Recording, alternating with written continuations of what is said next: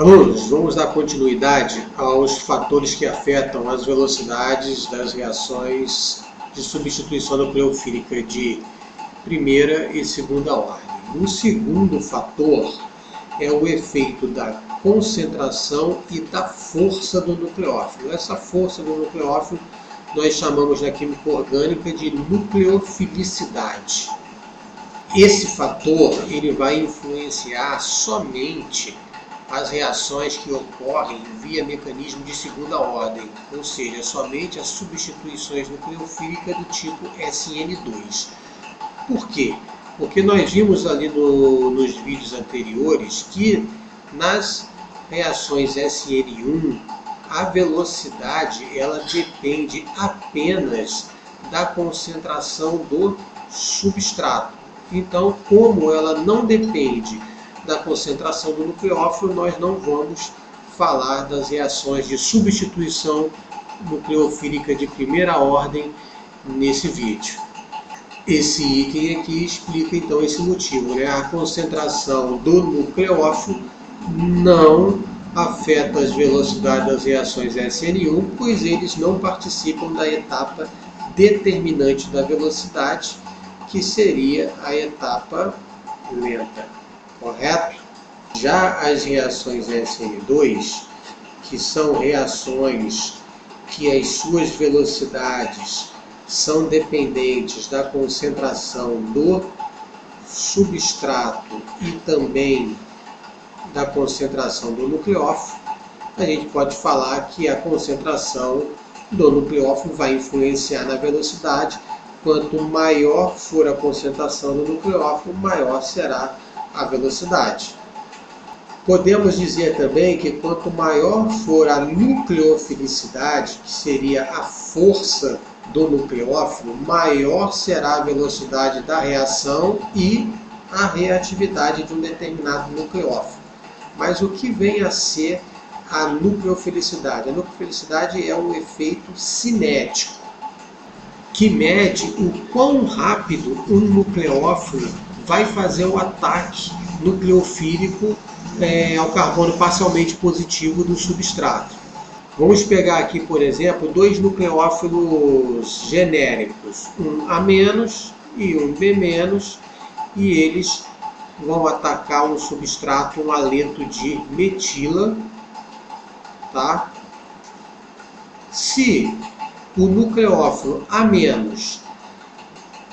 faz o ataque nucleofílico mais rápido do que o nucleófilo B-, nós podemos falar que devido ao ataque ser mais rápido desse nucleófilo aqui A-, nós podemos falar que ele apresenta uma maior nucleofilicidade. Beleza?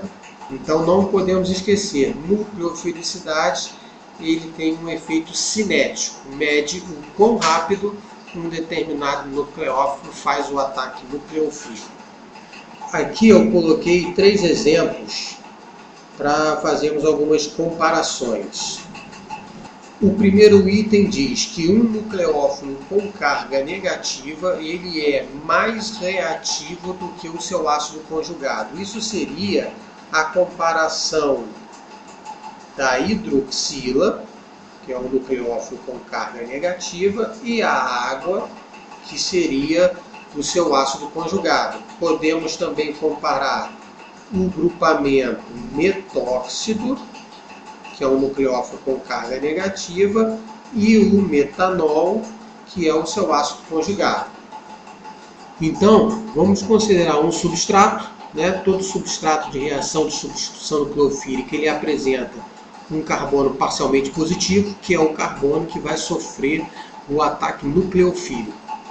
Como a hidroxila é um nucleófilo com carga negativa, a atração entre esse nucleófilo e o carbono parcialmente positivo vai ocorrer de forma mais rápida do que um nucleófilo que não tem carga negativa, só tem pares de elétrons livres. Então, devido à atração ser mais intensa entre a hidroxila e o substrato, nós podemos falar que nessa comparação a hidroxila é um melhor nucleófilo, apresenta maior nucleofilicidade do que a molécula de água.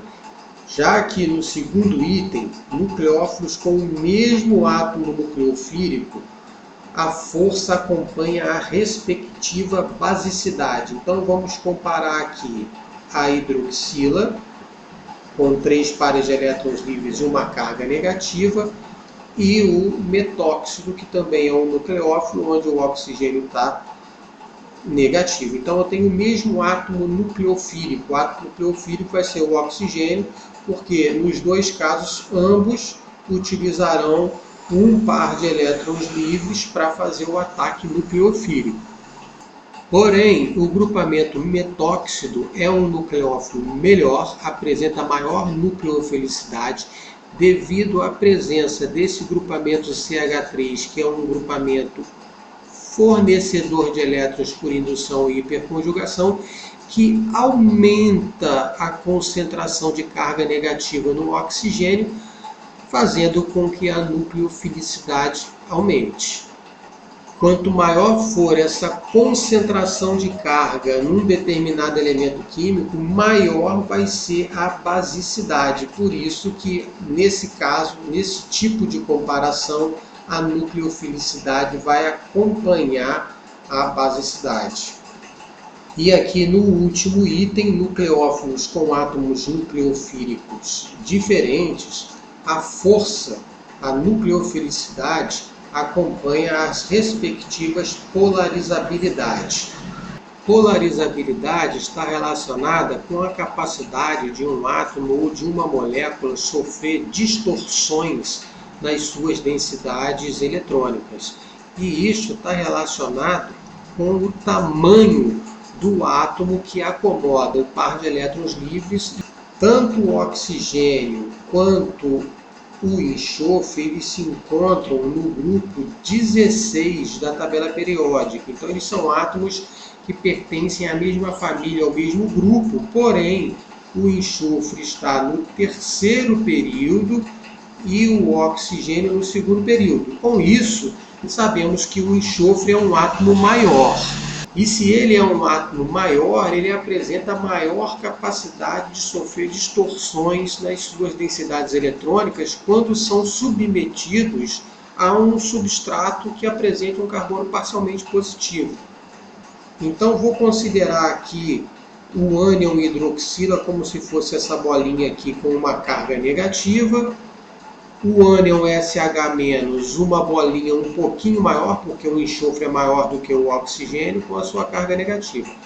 Quando eles se aproximam de uma espécie eletrofílica, como no caso os substratos que apresentam um carbono parcialmente positivo, o que vai acontecer? O enxofre tem maior polarizabilidade, então ele consegue ter a sua densidade eletrônica mais distorcida, consequentemente ele se aproxima mais do carbono parcialmente positivo, fazendo com que a velocidade da reação seja maior.